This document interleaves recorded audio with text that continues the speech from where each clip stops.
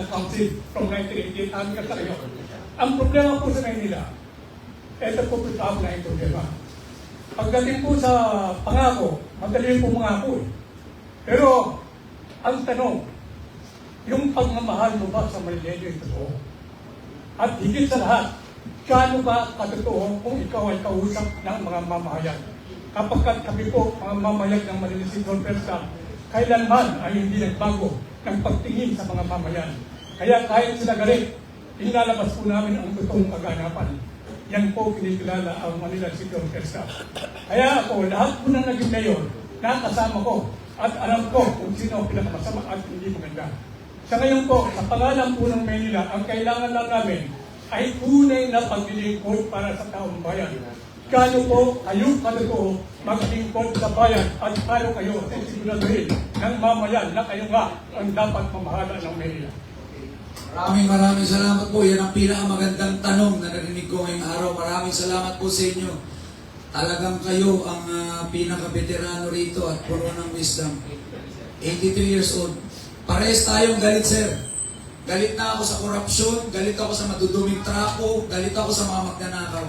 Kaya ako nandirito dahil sa parehong rason na kinagagalit mo. Kailangan ako ng tunay na pagbabago rito. Sabi mo, marami na akong nangako, marami na nagsilbi, pero walang nangyari.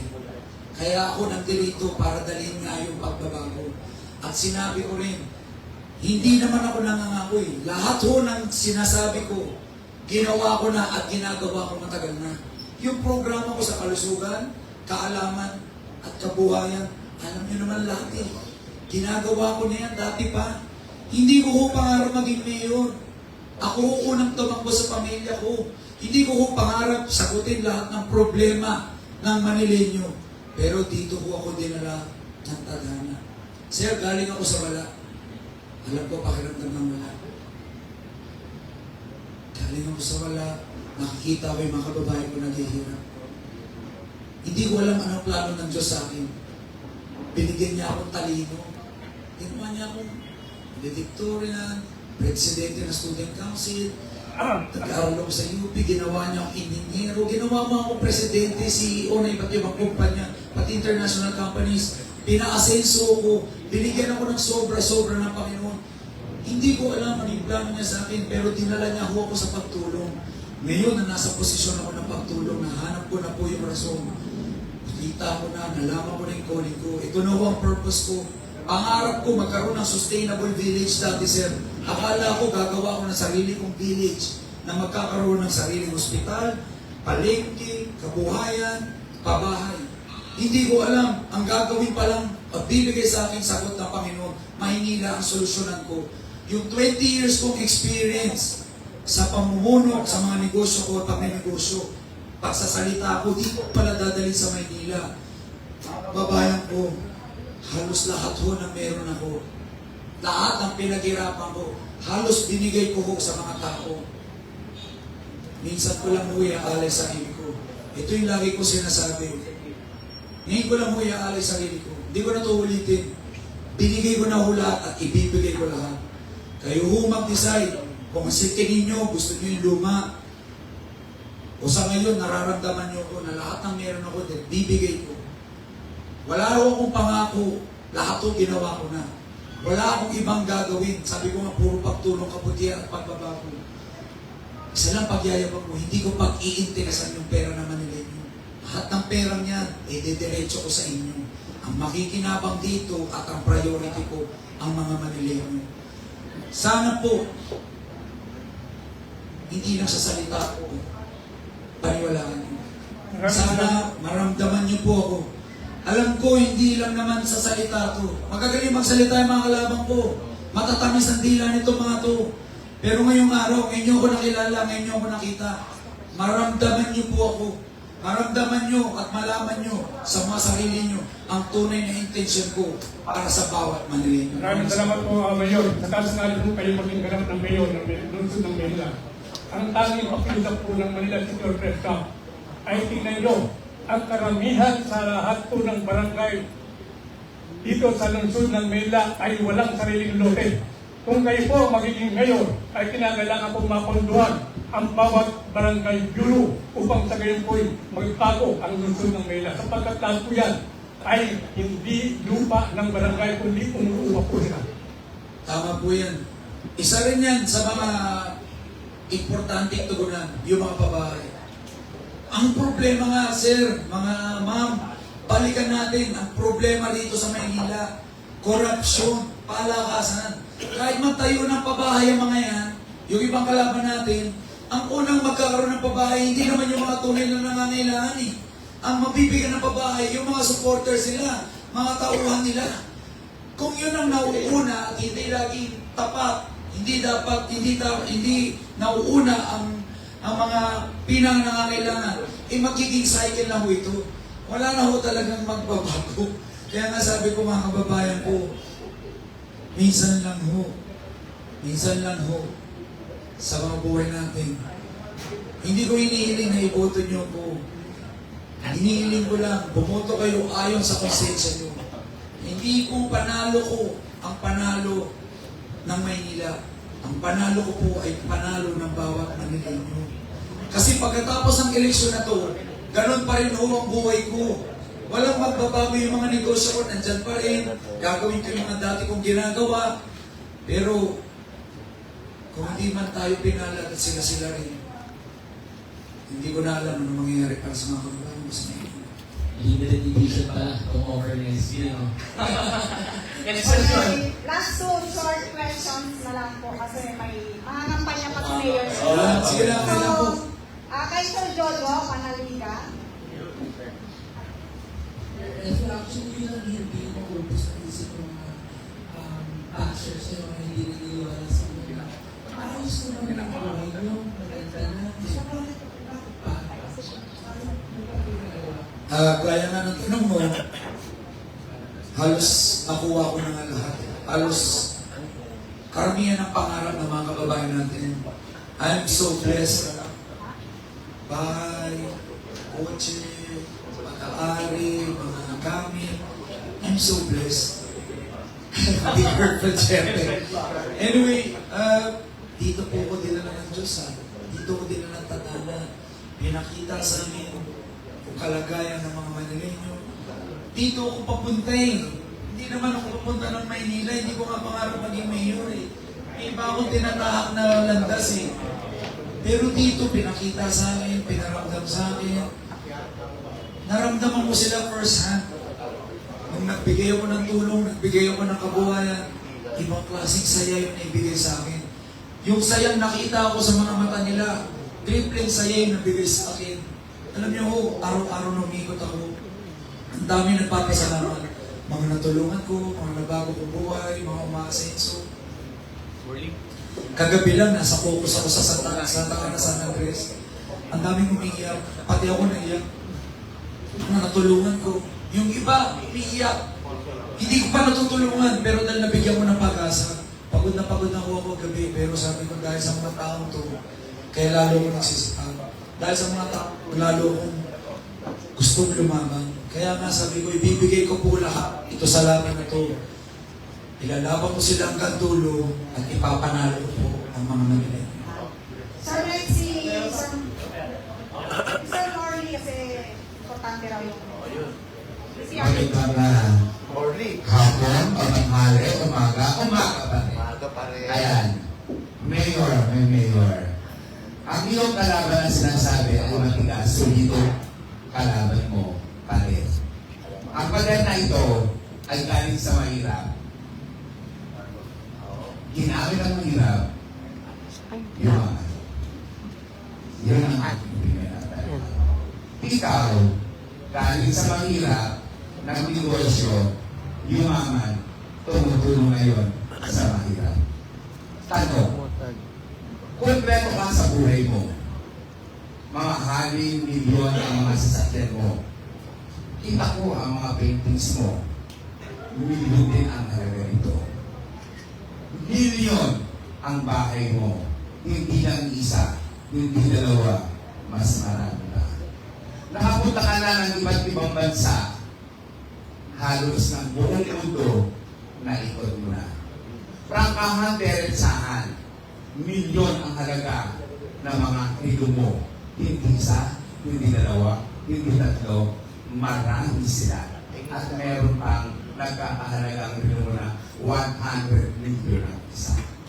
Lahat nasa iyo na mamahaling damit na nakita ko, branded lahat yan.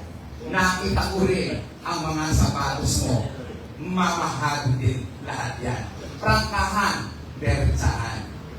Kahit hindi ka tumakbo ng mayor ng Maynila, mabubuhay ka at nabubuhay ka marami. Ito ang tanong ko sa iyo.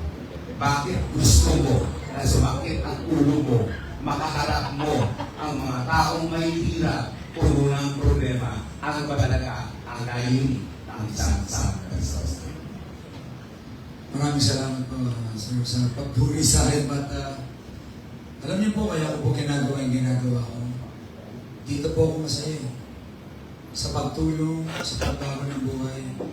Galing ako sa wala, alam ko yung pakiramdam ng mga. Harap ko rin yung pakiramdam ng pag-angat. Marami na akong natulungan, marami na akong bagong buhay. Sobra-sobra yung blessing sa akin ng Panginoon. Hindi ito para sa luwin ko, kundi para share ito sa mga tao. At ngayon, nalalagay ako sa sitwasyon ko. Binigyan naman ng talino. Hindi lang naman resources, sir, ang binigay sa akin. Hindi lang naman kayamanan. Alam mo, binigyan ng Panginoon, talino, experience, leadership, at pinaka-importante yung puso. Yun ang sa tingin ko pinaka-importante. Hindi naman ito patalinon, dito pagalingan. Maraming magaling, maraming matalino. Sa sobrang talino, nagiging tuso. Naiisip nila yung isang bagay, maging oportunidad sa kanila para makapagkurakot. Mali, nauuna yung sarili. Ang dapat nauuna yung mga tao. At yun lang ang pwede ko may pangako sa mga kababayan ko sa Maynila. Wala akong interes sa pera ng Maynila. Gaya na sinabi niyo, meron ako eh. May negosyo ko eh. Ako pa nga yung nagbibigay. Ako pa nga yung magbibigay ng extra eh. Wala akong babawin. Dadagdagan ko ba? Titripling ko ba? Mas titindihan ko ba? Kung kaya kong gawin yan galing sa sarili kong bulsa, imagine niyo anong kaya kong gawin sa pera ng Maynila. We have 25 billion na budget sa Maynila. Ano ba naman, tulungan mo bigyan ng kabuhayan to mga kababayan natin para kumunti yung mahirap. Ano ba naman pag-aralin nyo itong mga anak nila ng libre, bigyan mo ng libreng allowance, ng bags, ng sapatos, para makatapos din ng scholarship, para mabigyan ng oportunidad katulad ko. Nakapagtapos ako eh. Kaya nakalaban ako sa buhay. Ano ba naman bigay nyo yung nararapat para sa mga tao? Ang nangyayari kasi bago pa makarating sa mga tao, bawas na. Imbis tao umasenso, ang umaasenso yung namumuno. So balikan ko po, yun lang ang pwede kong ibigay sa mga tao. Kung ano yung binigay sa akin ng Panginoon, ito na ho yung calling ko. Dito ho ako masaya. Actually, parang gift to eh. Feeling ko nga dito ako magaling eh. Kasi nakakaisip ko ng paraan para sa bawat tao. Ano yung kailangan? Minsan, ano yan eh. Hindi lang talino yan eh. Gift yan eh. Nakakapag-isip ka ng paraan para mapaunlad at matulungan yung mga tao. Malinis na puso, malinis na pamamalakad, yan po yung dadaling ko sa Maynila. Ito po ang aking purpose sa mundo. And fulfilling this purpose brings happiness sa buhay ko. Yun ang Last question. Kung dati, isinisigaw ng mga tao at nakalagay sa mga slogan mo, bagong mukha, bagong Maynila, Sam Versosa, nanganak na yun. Ang isinisigaw ng mga tao, Sam Versosa, huwag sayangin. Ano ang comment ko? Ayaw yan. Pinag-uusapan namin yan. Pinag-uusapan namin ng team ko yan. Minsan naiiyak ako kasi sabi ko sa mga kaibigan ko, sa pamilya ko, minsan ko lang ialis sarili ko. Ibibigay ko ho lahat para sa inyo. Lahat ng resources ko, lahat ng meron ako, katawan ko, pagod ko, puyat, lahat ng meron ako ibibigay ko sa inyo. Talino ko, lahat ng blessings sa akin. ibibigay ko po sa inyo. Sabi nga, minsan ko lang ialay sa sarili ko. Sana hindi nyo lang marinig yung mensahe ng pag-asa at pagbabago. Sana maramdaman niyo po ako. Wala akong ibang intention sa Maynila. Wala akong ibang sariling interes. Ang interes ko lang, interes ng Manila. Gusto kong dalhin yung pagbabago. Pag natapos ko lahat ito, ay ilatag ko lahat ng pagbabago. Magiging masaya ako na yung mga susunod na henerasyon, yun ang susundan. Mailatag ko lang lahat ng mga reforma sa City Hall, sa gobyerno, sa pamamalakad. Masaya na ako. Ngayon ko po inaalay sarili ko para sa inyo. Sana nga po, huwag niyong sayangin. Dahil minsan lang po ito. Hindi ko po pinaghihayabang po. Kasi siyempre, minsan nakakapagod din. Hindi ho madali itong laban na to. Bukod sa na inuubos ko po yung resources ko, sinasacrifice ko yung personal na buhay ko, nasasaktan din ho ako. Grabe ho ang mga kalaban natin. Sobrang veterano. Hindi lang veterano sa pagkagaling magsalita, veterano na rin sa paninira. Nakakasakit. Fake news, fake vloggers, fake trolls, binabaliktad yung mga naratibo, binabaliktad yung storya. Alam ko naman yung pinasa ko pero kahit alam kong trolls yan, kahit alam kong sila, nakakasakit din po. At hindi naman ito yung pinangarap ko sa buhay ko, pero binigyan ako ng ganito ng Diyos, binigyan ako ng talino, tibay ng loob, ng resources, ng kakayanan para magsilbi. Kaya binibigay ko ito lahat para sa mga Manila. Maraming salamat. Okay, last question from Pantera, Erwin Santiago. Ikaw, sikit daw. Mayor, tanong ko na lang, ano lighter mo? Kasi di ba parang halos isang hour na lang umiikot sa Maynila.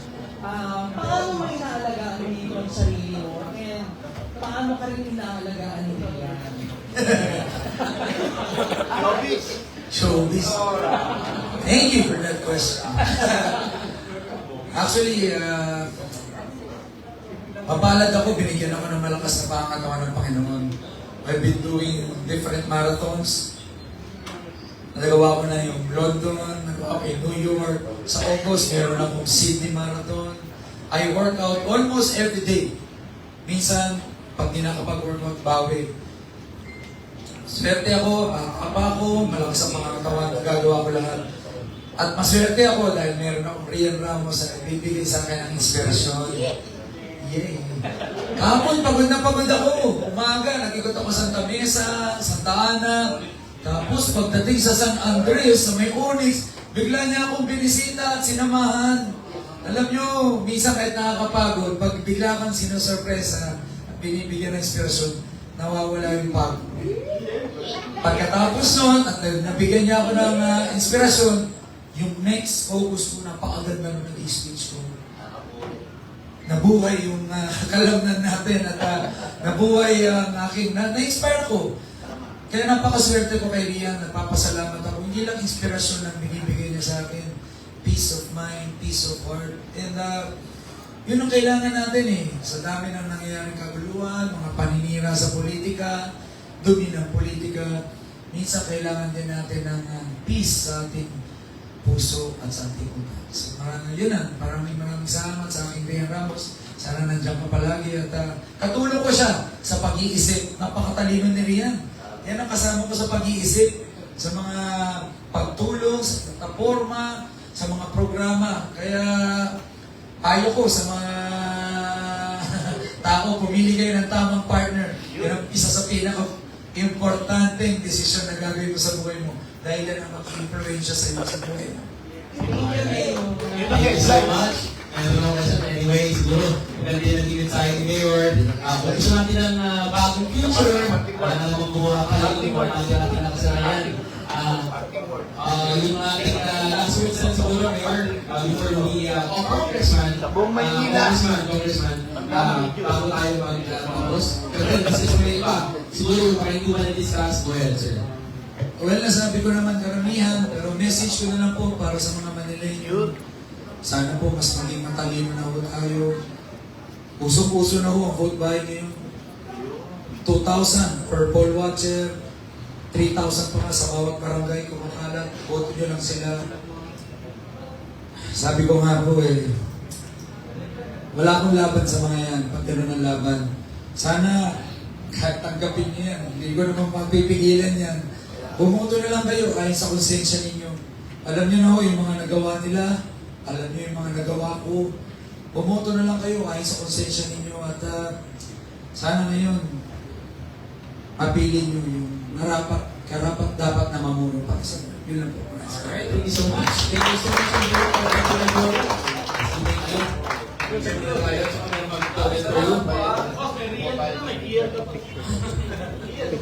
you. Picture siya na. Maraming salamat, Manila Press Corps, ha? Hindi pa din.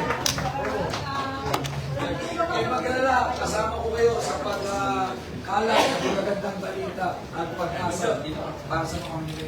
Sergio, napakaganda ng tanong mo. Mahali ko, Manila Press na, mahali ko bawat Manileño.